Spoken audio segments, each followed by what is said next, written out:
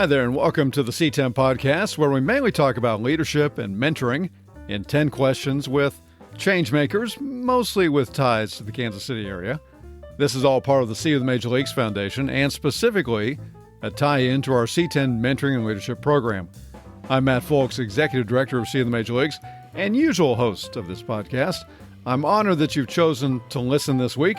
Thank you so much. Now, let's get into this week's conversation. Welcome to episode 151 of the C10 podcast. I'm Matt Folks. This week will be a session that we did in front of our C10 Mentoring and Leadership students and mentors at Music Theater Heritage with Mike Sewell last month. Mike Sewell is the president of KRM Innovations, Inc. and co-inventor of the StepNpull foot-operated door opener. You've probably seen him in many public restrooms. In 2020, Mike retired from a 30-year career at Verizon Wireless to focus exclusively on leading StepNpull through the next phase of its brand evolution. Mike led the company through its exponential growth and international recognition as businesses look for ways to minimize the spread of germs, particularly in light of COVID. Part of that growth in 2020 came from Mike and StepNpull being featured on the hit television show Shark Tank, where entrepreneurs seek funding from 5 or 6 investors. More coming up on that here during this interview.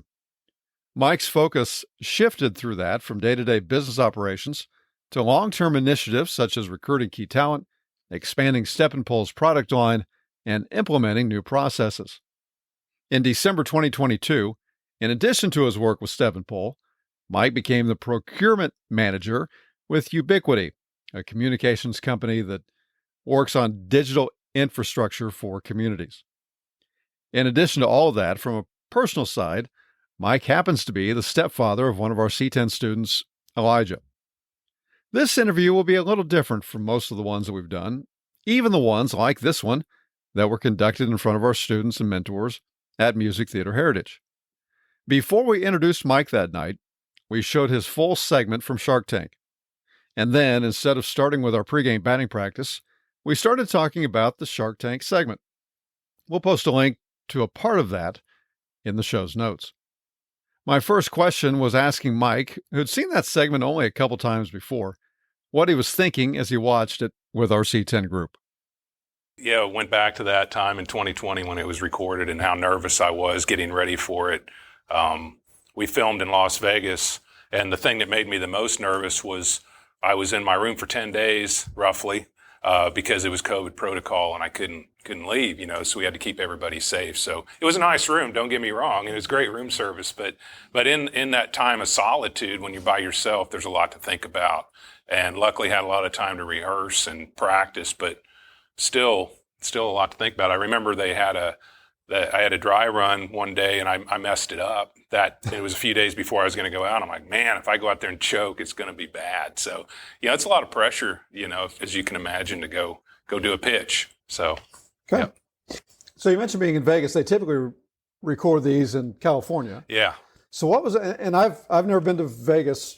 What was it like during COVID? I mean, is everybody pretty much in their rooms? I mean, what was that like at that point?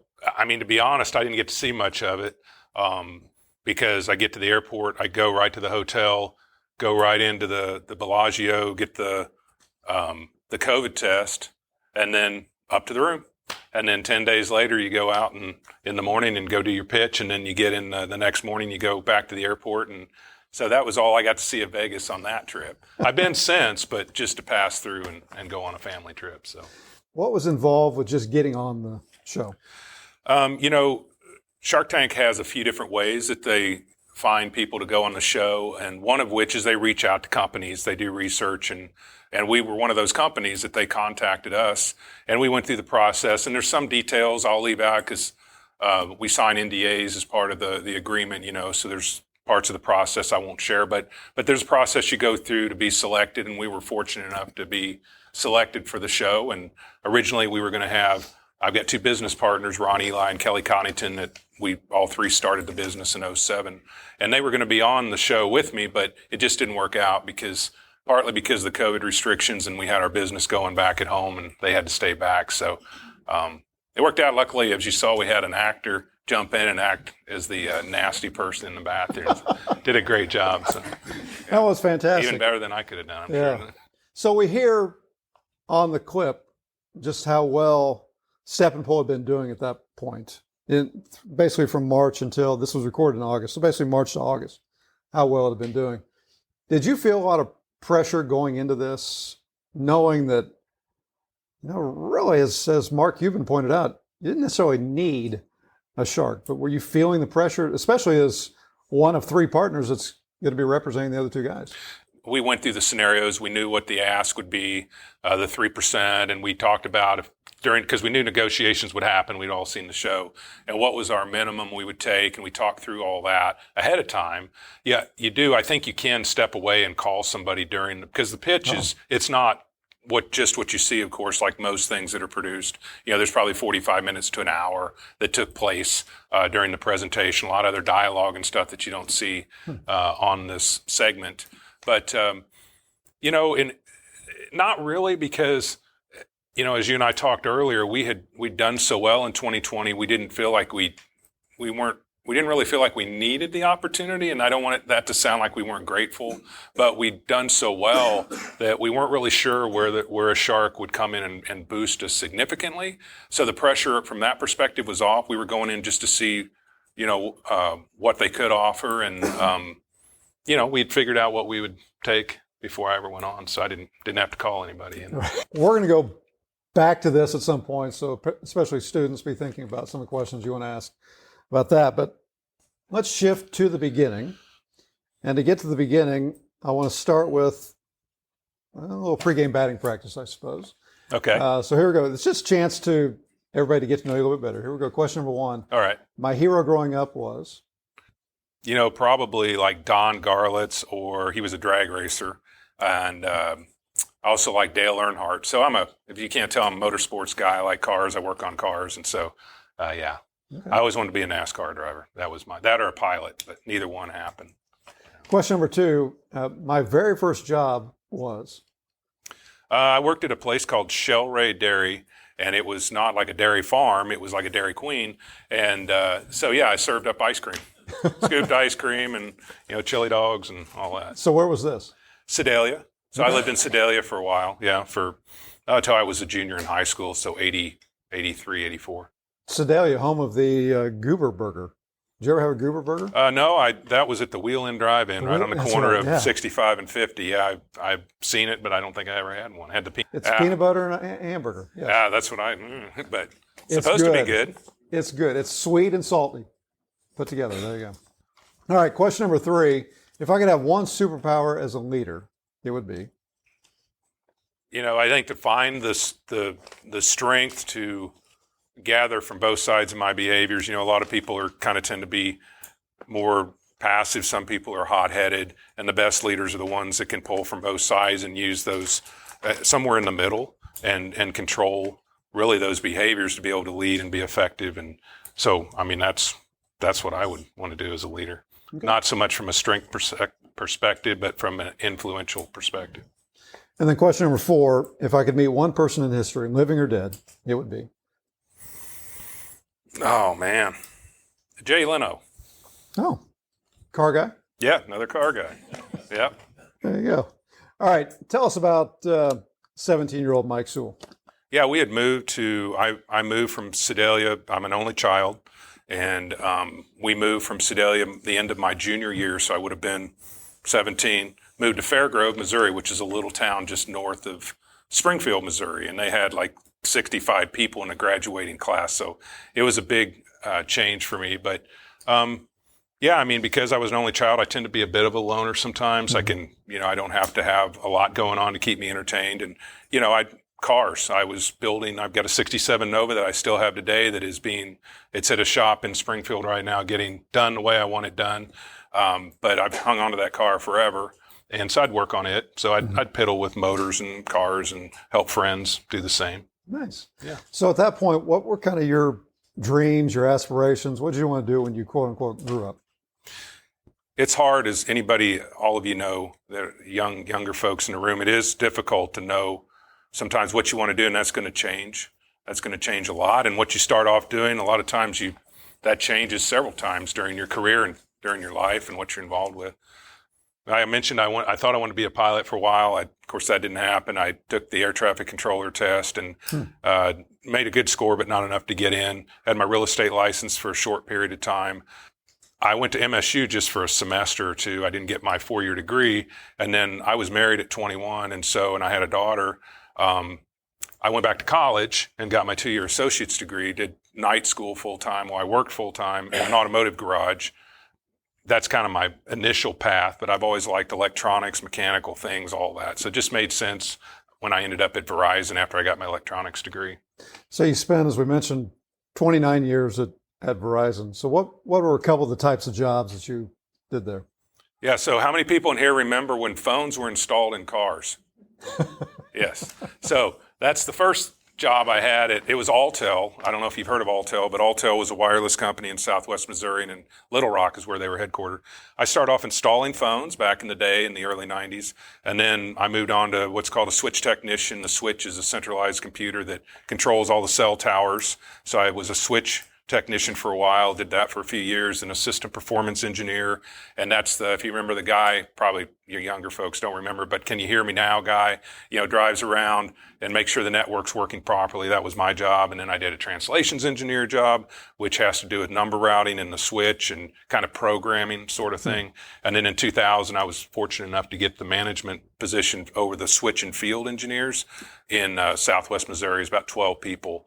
And they took care of the network, so the actual electronics and what processed the phone calls, not only at the switch, but out in the field at all those cell towers. There's radio equipment at the base of those towers that you see out there. And so all that has to be maintained and grown as capacity is needed and all that. So that's what I did the last 20 years of my career at Verizon. This is J.R. Buckner, President and CEO of First Federal Bank of Kansas City. We hope you're enjoying this week's conversation. For this week's Student Spotlight, I'd like you to meet one of the students in our C10 Mentoring and Leadership Program. My name's Elijah North, and I go to Lincoln College Prep. C10 is making an impact on my life by helping me build more confidence and exposing me to more relationships like my mentor, who really helped me and guide me through life so far. First Federal Bank of Kansas City is proud to make a donation this week to the Post-High School Scholarship Fund for seniors in the C10 Mentoring and Leadership Program. If you'd like to join us in this effort to give our future leaders an opportunity after high school, please click on the link in the show's notes. Now back to this week's conversation. A lot of times when we have leaders on here, we talk about when they first had the leadership qualities, when they first noticed them. With you, it's a little different because we've got leader, we've got entrepreneur, we've got inventor. So if we were to do, it'll come out eventually, a hierarchy of kind of early on what you were best at out of those three things, what would it be? Maybe entrepreneur, because I remember when I had my first job, one winter, we had some land there in Springfield, went out and cut a bunch of cedar trees and sold them for Christmas trees. It's kind of a thing in Southwest Missouri. But anyway, we sold them for $3 to $5 a piece, and we made $400 or $500. Me and the owner's son and I, we went out and did that. So that was pretty cool. And I've had 2 or 3 other small businesses. We started in the early 90s. We didn't think of the idea, but it's called Snowbiz. It's shave ice. So a guy that I worked with, we bought a trailer and started that business in Springfield, and then had 2 trailers and then ended up selling it. And I had another business with one of my current business partners. It was called MR Communications. We went in and pulled wire in buildings, especially back when you had to have Ethernet cabling. Now a lot of stuff's wireless, right? But used to actually have to plug stuff into jacks. And so did that, and we did that for a while. Did work for O'Reilly's and different companies. And so I've always had that. I would say that's been my strongest characteristic that you mentioned of the 3 that probably is the most dominant throughout. So when you left Verizon after 30 years, basically, you were 53 years old. Mm-hmm. So basically midlife, and you're leaving a stable job and going to something over here that is cool and it's needed at that point, but it's a little scary at the same time. It's kind of a risk. Yeah.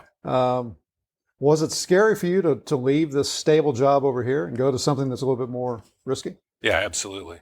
It was a couple reasons why I left. I mean, the work was so overwhelming, and I mentioned beforehand, in March of 2020, the sales, so StepNpull was a sideline thing. It was mentioned on the piece. Like in 2019, we did like $330,000, in sales and gross sales. And it was a side business, and because there was three of us and there was expenses, and it didn't net a lot of money, but, decent amount of money for sure. But then in 2020, when it took off, March of 2020, that first week, we saw sales spike 50 or 70 times what we'd ever done before. That's not percent, that's times. And we didn't have the manufacturing capacity for that. We had a person who had one CNC mill that just couldn't do that. Then he got another one and he couldn't keep up. So we found another manufacturer in Joplin.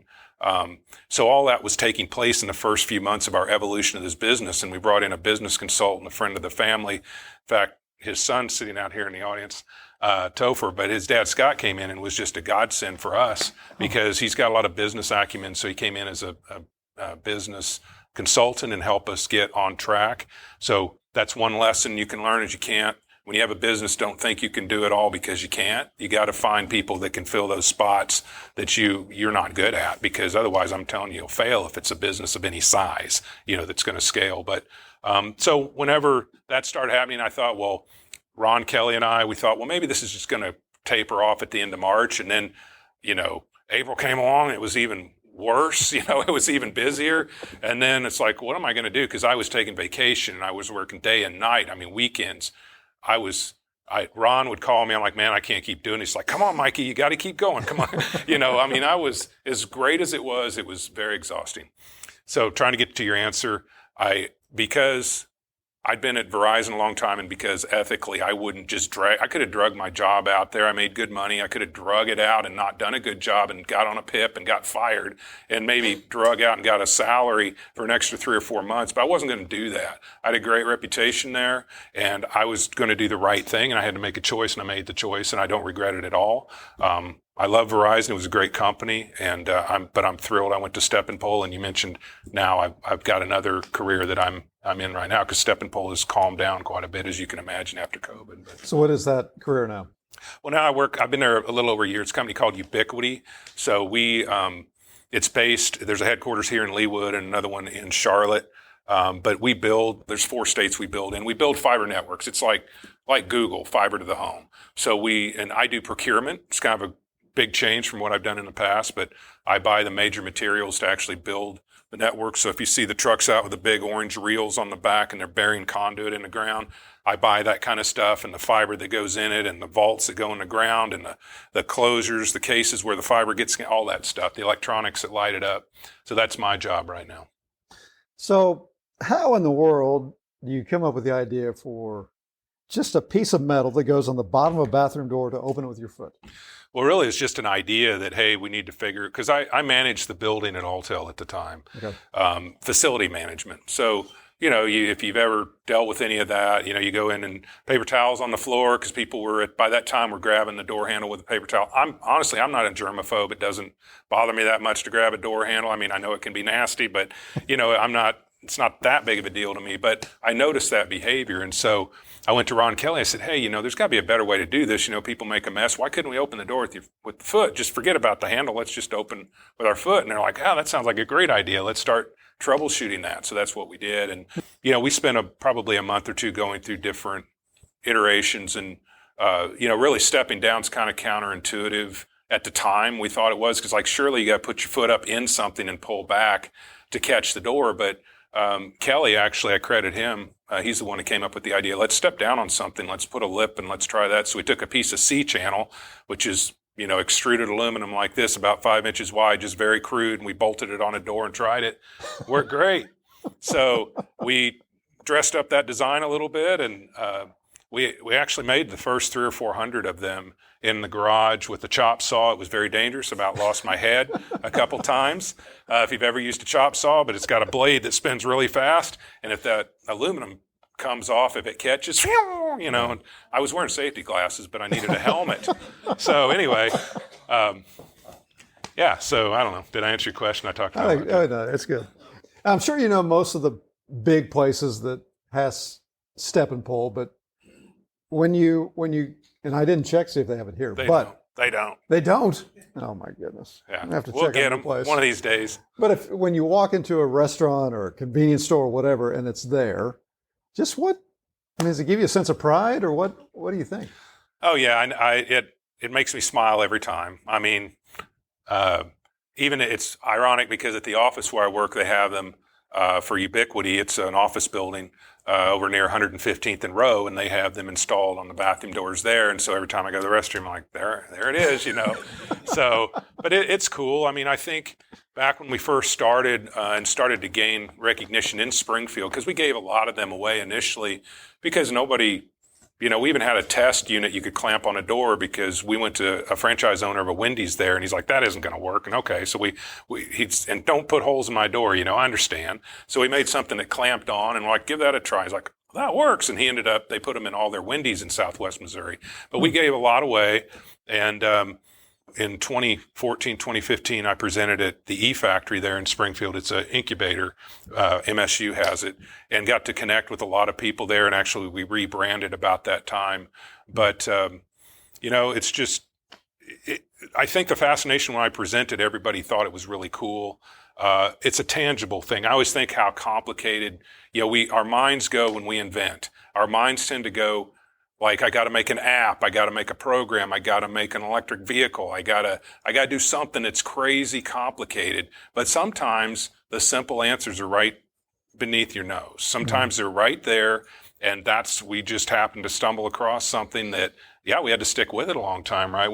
We created it in 2007, and then finally it hit in 2020. But people have always been kind of fascinated with that because it's so visible. It's not just a door hinge that you see everywhere, and it's not just a faucet. It's a very noticeable device that when you go in, it's like, I don't know how many people have said, every time I exit the restroom and I see one of those, I think of you. And I'm like, There's one in my doctor's office, and I think of you cool. every time I use it. There you go. All right. Our C word this month is composure, which in our vernacular, it's a leader who is calm in the eye of the storm, slows the moment down, is poised, and has self-control. And you obviously need composure as a leader. But then as I'm watching that, and I mentioned this to you earlier, that there are like 3 or 4 shows that if nothing's on TV, Shark Tank's one of those my wife and I can end up on, and we'll watch. Yeah.